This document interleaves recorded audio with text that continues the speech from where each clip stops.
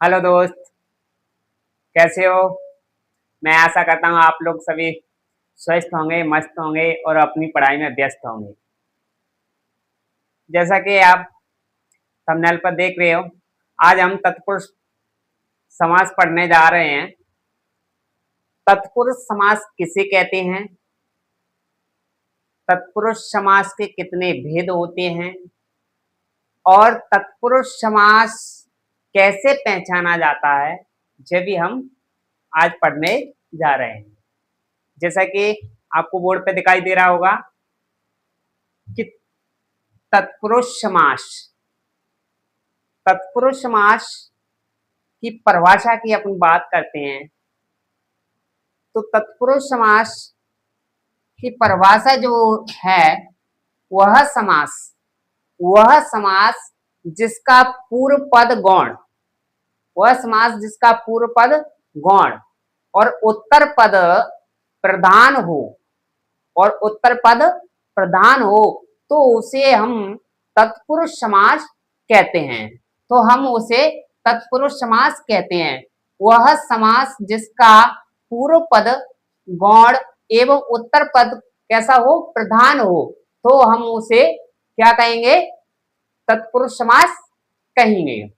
अब देखिए, पूर्व पद और उत्तर पद, ये क्या है, पूर्व पद उत्तर पद। पूर्व पद का अर्थ है पहला पद और उत्तर का अर्थ होता है बाद का। तो जिसमें पहला पद कैसा होगा, गौण होगा, और दूसरा पद कैसा होगा, प्रधान होगा। गौण का अर्थ क्या होता है, गौण। इस गौण का अर्थ की बात करते हैं, गौण होता है जिसका कम महत्व हो, महत्व कैसा हो, महत्व कम हो, वो कहलाता है गौण। और प्रधान तो आप जानते ही हो, प्रधान यानी कि मुख्य हो, जिसका महत्व अधिक हो, वो क्या कहलाएगा, प्रधान। तो जैसा कि वह समास जिसका पूर्व पद कैसा हो, गौण एवं उत्तर पद प्रधान होता है, तो उसे हम तत्पुरुष समास कहते हैं। और इसमें तत्पुरुष समास में क्या होता है, तत्पुरुष समास के वैसे 6 वेद होते हैं, और 6 वेद होते हैं वो जो आपने क्लास 10th में या 8th क्लास में हम शुरू से पढ़ते आ रहे हैं, उसमें हमने पढ़ा है कि जो कारक विभक्ति होती हैं, तो उसमें इसमें क्या है, तत्पुरुष समास में कारक विभक्तियों का क्या होता है, लोप होता है। 8 कारक होते हैं, जैसा कि बोर्ड पे मैंने लिख दिए हैं, कर्ता, कर्म, करण, संप्रदान, अपादान, संबंध, अधिकरण, संबोधन तो इसकी कारक विभक्ति ये होती हैं, कर्ता ने कर्म को करण से, अपादान के, कर्ता ने कर्म को करण से संप्रदान के लिए, अपादान से, संबंध काकी के रारी रे, अधिकरण में या पर, संबोधन हे हाय अरे, ये क्या है, कारक होते हैं। तो इसमें क्या है, तत्पुरुष समास में इसमें से कर्ता कर्ता को छोड़कर और संबोधन कारक को छोड़कर, देखिए मैंने यहां लिख दिया है, कर्ता व संबोधन कारकों को छोड़कर शेष अन्य कारक चिन्हों के लोप से बने सामासिक पद तत्पुरुष समास के अंतर्गत आते हैं। सीधा सा हमें ध्यान यह रखना है कि जिस समास में कर्ता और संबोधन को छोड़ दिया जाए, कर्म, करण, संप्रदान, अपादान, संबंध, अधिकरण, इनकी जो कारक विभक्ति हैं उनका लोप हो, तो वहां तत्पुरुष समास होता है। ये हमें ध्यान रखना है कि जिसमें कारक विभक्तियों का लोप हो जाए, किसको, संबोधन और किसको, अधिकरण को छोड़कर, कर्ता को और संबोधन को छोड़कर जिन विभक्तियों का लोप हो जाए, वहां क्या होगा, तत्पुरुष समास होगा। तत्पुरुष समास की अगर बात करते हैं तो तत्पुरुष समास कितने प्रकार के होते हैं, तत्पुरुष समास 6 प्रकार के होते हैं। और 6 जो समास, तत्पुरुष समास के जो भेद हैं 6 प्रकार के, वो क्या है, कारक विभक्तियों के आधार पर बनाए गए हैं। जैसे कर्म तत्पुरुष समास करण तत्पुरुष समास, संप्रदान तत्पुरुष समास, अपादान तत्पुरुष समास, संबंध तत्पुरुष समास और अधिकरण तत्पुरुष समास, इसके ये होते हैं। तो हम पहले पढ़ते हैं कर्म तत्पुरुष समास। कर्म तत्पुरुष समास जैसा कि जिस तत्पुरुष समास के पूर्व पद में, जिस तत्पुरुष समास के पूर्व पद में कर्म कारक की विभक्ति, कर्म कारक की विभक्ति का लोप हो जाए। तो देखिए कर्म कारक की विभक्ति क्या है, को है, इसका क्या हो जाए, लोप हो जाए। लोप का अर्थ होता है छुप जाना, तो इसमें हमें दिखाई नहीं दे, छुपा हुआ हो। कर्म कारक की विभक्ति का क्या हो जाए, लोप हो जाए। जिस तत्पुरुष समास के पूर्व पद में कर्म कारक की विभक्ति का लोप हो जाए तो उसे कर्म तत्पुरुष समास कहते हैं। जैसे यश प्राप्त, क्या लिखा है, यश प्राप्त। अब देखिए यश प्राप्त जो दिया है शब्द, इसमें को दिखाई दे रहा है कहीं अपन को, नहीं दिखाई दे रहा। समास विग्रह करने पर क्या दिखाई दे रहा है, यहां दिखाई दे रहा है, यश को प्राप्त। तो इसमें क्या विभक्ति दी है, को विभक्ति दी है। पद प्राप्त, पद को प्राप्त, इसका क्या हो रहा है, लोप हो रहा है। ग्रंथकार, ग्रंथ को करने वाला। चिड़ी मार, चिड़ियों को मारने वाला। सर्वज्ञ, सर्वज्ञ, सर्व को जानने वाला। मरणातुर, मरण को आतुर, मरने के लिए क्या हो, आतुर हो, वो मरणातुर कहलाता है। विदेश गमन, विदेश को गमन।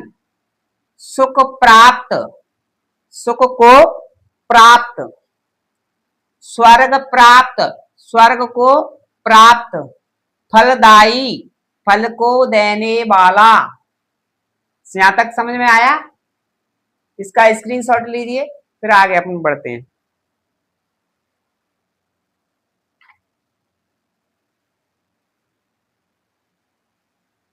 स्क्रीनशॉट ले लिया होगा। अब देखिए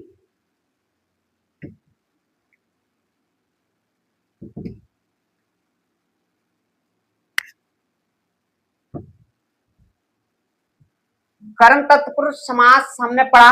कर्म तत्पुरुष समास के बाद हम पढ़ते हैं करण, करण तत्पुरुष समास।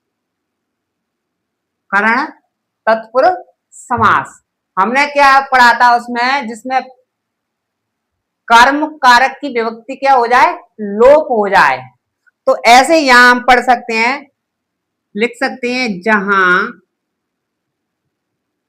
पूर्व पद में, वहां भी यही लिखा था, यहां भी यही लिखेंगे, जहां पूर्व पद में करण कारक की, करण कारक की विभक्ति।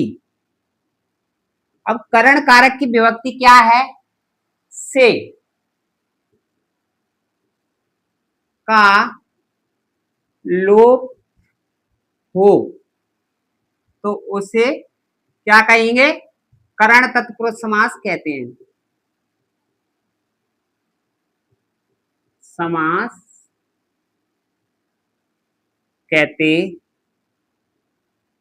हैं। ठीक है, यहां तक समझ में आया।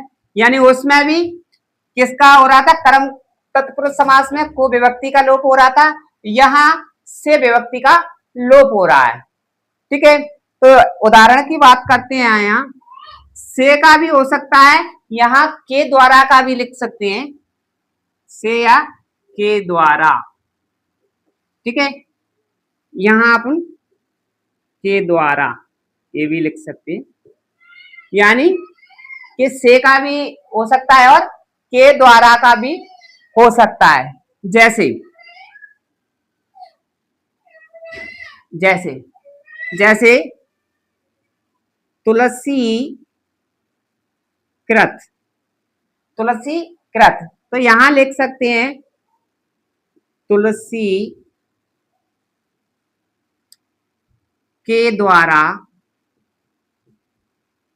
कृत, तुलसी के द्वारा कृत। कृत का अर्थ क्या होता है? रचना। तुलसी कृत क्या है? रामायण है, यानी कोई भी ग्रंथ है, रामचरितमानस है या कोई भी ग्रंथ है, तो उसको रचने वाला, कृत माने क्रिया करने वाला या उसको रचने वाला क्या कहलाएगा? तुलसी कृत। और लिखेंगे भुखमरा। भुखमरा, तो देखिए भूख, अब देखिए इसमें एक शब्द आ रहा है भुखमरा, तो भूख से मरा हुआ, भूख से मरा हुआ। और लिख सकते हैं हस्तलिखित। हस्तलिखित, हस्त हाथ को कहते हैं, हाथ, या तो अपन ऐसे लिख सकते हैं हाथ से लिखित, या हाथ के द्वारा, हाथ के द्वारा लिखित, हाथ के द्वारा, क्योंकि हाथ से तो नहीं लिख रहे, हाथ से ऐसे तो नहीं लिख रहे, हाथ के द्वारा लिख रहे हैं हम। और लिख सकते हैं अपन